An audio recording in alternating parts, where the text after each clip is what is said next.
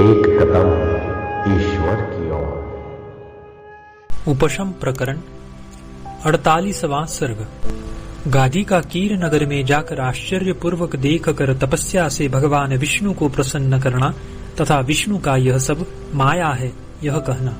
वशिष्ठ जी ने कहा, हे श्री रामचंद्र जी, चांडालों के घर में चिरकाल से आसक्त गादी का मन फिर आश्चर्य में पड़ गया, क्योंकि अद्भुत दृश्य को देखने से गादी का मन तृप्त नहीं हुआ। वह गादी ने प्रलय काल के उपद्रव से नष्ट हुए त्रिलोक को जिस तरह ब्रह्मा देखते हैं, उसी तरह बहुत से स्थानों और घरों को देखा।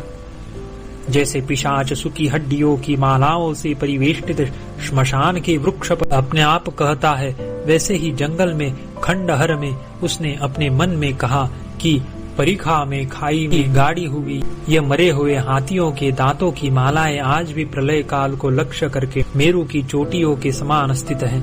यहाँ पर पहले मैंने मद्य पीकर उन्मत्त हुए अपने चांडाल भाइयों के साथ बंदरियों का मांस पके हुए बांस के अंकुरों के साथ खाया था। हाथियों के मद से तीखा मद्य पीकर मैं चांडाल तरुणी का सिंह चर्म पर आलिंगन कर यहाँ पर सोया था। यहाँ पर मैंने मांस और खल से पुष्ट हुई कुत्तियां मृत हाथियों के दांत रूपी खुंटों पर रस्सियों से बांधी थी।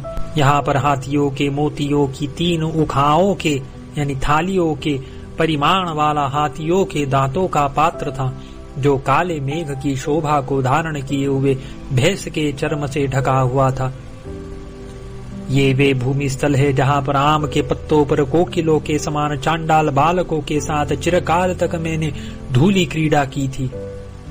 यहाँ पर उन बालकों से सांस से बजते हुए बंसी के ताल स्वर के समान गान किया था, कुत्ती का रुधिर पिया था और मुर्दे को सजाने वाली वस्तुओं से सबकी सजावट की थी। यहाँ पर विवाहों में अपने सब कुटुंब के साथ कुटुंब वाले मैंने जैसे सागर में कल्लोल ध्वनि पूर्वक नृत्य करते हैं, वैसे ही उत्कृष्ट ध्वनि वाला नृत्य किया था। यहाँ पर दूसरे दिन के भोजन के लिए पकड़े हुए काक, भास आदि पक्षियों का जो उड़ने के कारण चंचल थे, बांस का पिंजरा बनाया था। श्री वशिष्ठ जी ने कहा, वत्स, इस तरह की पहले हुई चांडालों की क्रियाओं का यानी कुकर्मों का स्मरण करते हुए गादी, जिनका सिर आश्चर्य से कांप रहा था, विधाता की विचित्र लीलाओं का विचार करने लगे। कर्तव्य को जानने वाले गाधी उस देश से बहुत काल के बाद चले एवं क्रम से भूतमंडल नामक देश को छोड़कर दूसरे देश में पहुंचे। तदनंतर बहुत सी नदियों, पर्वतों, देशों तथा जंगलों का उल्लंघन करके हिमालय पर्वत के मध्य में रत्न के समान श्रेष्ठ पूर्व दृष्ट कीर देश में पहुंचे। वहां पर गाधी जिस प्रकार संसार की यात्रा करने से थके हुए नारद जी स्वर्ग को प्राप्त करते हैं, वैसे ही रत्नों से समृद्ध पर्वत के समान ऊंचे महलों वाले राजनगर में पहुंचे। उसके बाद अपने उपभोग में आए हुए अपने महल, देखे हुए दूसरों के मकान और पूर्व में अपने आनंद के साधन भूत बाग बगीचों को और नगर के बहुत से स्थानों को देखते हुए गाधी नागरिक लोगों से पूछने लगे, हे सज्जनों, क्या आप लोगों को स्मरण है कि यहाँ का राजा चांडाल था? यदि आप जानते हैं तो इस विषय विधि पूर्वक शीघ्र वर्णन कीजिए। नागरिक लोगों ने कहा, हे द्विज, यहाँ 8 वर्ष तक चांडाल राजा हुआ, जिसको मंगल हस्ती ने राजा बनाया था। अंत में स्वरूप ज्ञात होने पर अग्नि में जल गया। हे तपस्वीन, आज इस बात को हुए 12 वर्ष बीत गए हैं। इस प्रकार कुतूहल से भरे हुए गादी जिस मनुष्य को देखते थे उस मनुष्य से पूछते थे और उसी के मुख से सुनते थे और आस्वादन करते थे। इसके अनंतर गाधी ने उस नगर में बल वाहन के साथ यानी सेना अश्वादी के सहित राजमहल से बाहर निकले हुए राजा के रूप में चक्रधर भगवान विष्णु को देखा। उड़ती हुई धूलि रूपी मेघों द्वारा आकाश को आच्छादित करती हुई सेना को देखकर अपनी पूर्व राज्यावस्था का स्मरण करके अत्यंत विस्मय को प्राप्त हुए गादी ने कहा, ये वे ही कीर देश के इंद्र की कामिनियां हैं, जिनकी त्वचाएं कमल के मध्य भाग की तरह कोमल है और जिनका रंग पिघले हुए स्वर्ण की भांति सुंदर है और जिनके नेत्र चंचल नील कमल के सदृश है। ये चंद्रमा की किरणों की राशि के सदृश श्वेत, निश्चल, निर्झर के समान तथा आकाशों के फूलों की राशि के समान चव्वरों का समूह सामने है। मनोहर ललनाएं इन चव्वरों को डुला रही है, मानो वन की लताएं खिले हुए पुष्पों की समृद्धि कपाती हो। कल्प वृक्ष से युक्त मेरु पर्वत की शिखर परंपरा से समान ये वे सब दिशाओं के भागों में उन्मत्त हाथियों जमघर है। ये वे इंद्र के यम आदि लोकपालों के समान, राजा के यम, वरुण, कुबेर के समान तेजस्वी अधीन देशों के राजा लोग है। ये कल्पवृक्ष लताओं के कुंजों की तरह सुंदर, सब अभिष्ट वस्तुओं को देने वाली एवं हर एक वस्तुओं से भरी हुई घरों की पंक्तियां विस्तृत हैं। यह वही की जनता का राज्य है जिसका मैंने पहले उपभोग किया था और जिसका आज अपने पूर्व जन्म के चरित्र की भांति मुझे प्रत्यक्ष हुआ है। यह बिल्कुल सत्य है कि यह समाचार पहले स्वप्न की तरह देखा गया, फिर जागृत भूत होकर सामने खड़ा है। न मालूम किससे और किस लिए इस माया का बार बार आविर्भाव होता है। कष्ट की बात है, जैसे विस्तार को प्राप्त हो रहे जाल से पक्षी विवश हो जाता है, वैसे ही मैं फैल रहे मन के दीर्घ मोह से विवश हो गया हूँ। हाँ, बड़े खेद की बात है, अप्रबुद्ध और वासना से नष्ट हुआ मेरा मन नन्हे से बालक के मन की नाई विस्तृत विविध भ्रमों को देखता है। यह बड़ी माया पहले तपस्या से प्रसन्न किए गए विष्णु भगवान ने भली भांति मुझे दिखाई है। अब मुझे अच्छी तरह सारा वृत्तांत का स्मरण हो गया है, इसलिए अब पर्वत की गुफा में जाकर ऐसा यत्न करूंगा जिससे इस मिथ्या ज्ञान की उत्पत्ति के निमित्त का और इसकी स्थिति के निमित्त का मुझे ज्ञान हो जाए।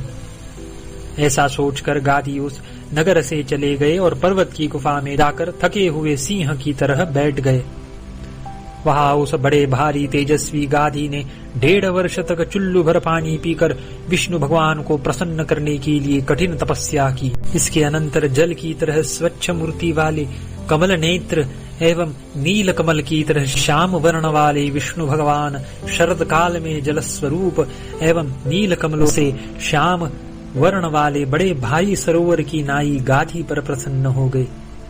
गाधी के निवास भूत पर्वतराज की उस गुफा में भगवान उनके पास आए और आकाश में मेघ के समान विशुद्ध श्याम कांति वाले भगवान वहां खड़े हो गए। श्री विष्णु भगवान ने कहा, हे गाधी, क्या तुमने मेरी गुरुतर माया को देखा और संसार रूपी जाल के कार्य को भी देखा जिसमें भाग्य ही निमित्त है? हे गाधी, मनोवांछित इस माया दर्शन के प्राप्त होने पर पर्वत भूमि में तपस्या करके निष्कलंक हुए तुम और क्या चाहते हो? श्री वशिष्ठ जी ने कहा, हे श्री रामचंद्र जी, इस प्रकार कह रहे विष्णु भगवान के दर्शन कर द्विजों में श्रेष्ठ गाधी ने पुष्पों की राशि से भगवान के चरणों की पूजा की।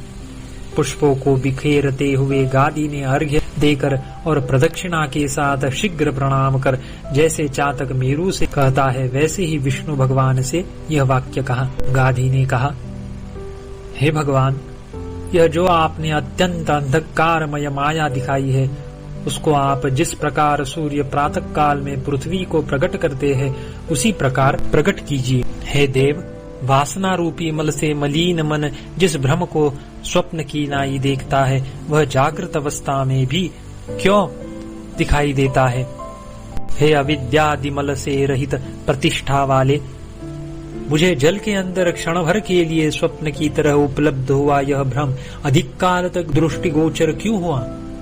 मेरे चांडाल विषयक मिथ्या ज्ञान से कल्पित समय की दीर्घता एवं अल्पता तथा चांडाल शरीर का जन्म और नाश मन में ही क्यों न स्थित रहे, वे बाहर कैसे स्थित है? श्री भगवान ने कहा, हे गाधी, जिस संसार रूपी भ्रम को तुम देखते हो यह सब जिसको तत्व ज्ञान नहीं हुआ है, अतएव वासना रूपी व्याधि से जो ग्रस्त है उस मनोभाव को प्राप्त हुए आत्मा का स्वरूप है। वस्तुतः कुछ नहीं है। आकाश, पर्वत, समुद्र, पृथ्वी, दिशा आदि कुछ भी बाहर नहीं है। ये सब अंकुर में पत्तों के समूह की नाई अपने चित्त में ही है। जिस प्रकार अंकुर से फल, पुष्प आदि बाहर प्रकट होते हैं उसी प्रकार पृथ्वी, आकाश आदि पदार्थ भी मनोभाव को प्राप्त हुए आत्मा से बाहर प्रकट होते हैं। यह सत्य है कि पूर्वोक्त पृथ्वी आदि चित्त में स्थित है, बाहर कभी नहीं रहते हैं, क्योंकि यह देखा गया है कि पल्लव अंकुर में स्थित है और फल की शोभा पल्लवाधीन है।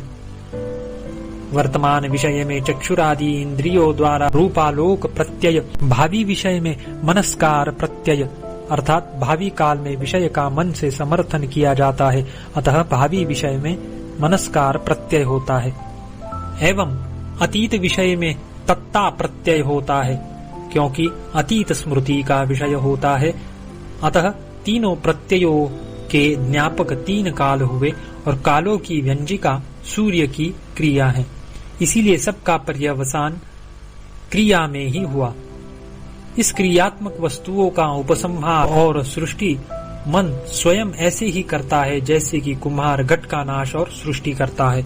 इस पूर्वोक्त बात का सब बालक, वृद्ध और वनिताएं स्वप्न, भ्रम, मद, आवेग, राग, रोग आदि की बुद्धियों में अनुभव करते हैं, अर्थात स्वप्न भ्रमादि सब चित्त के ही धर्म है।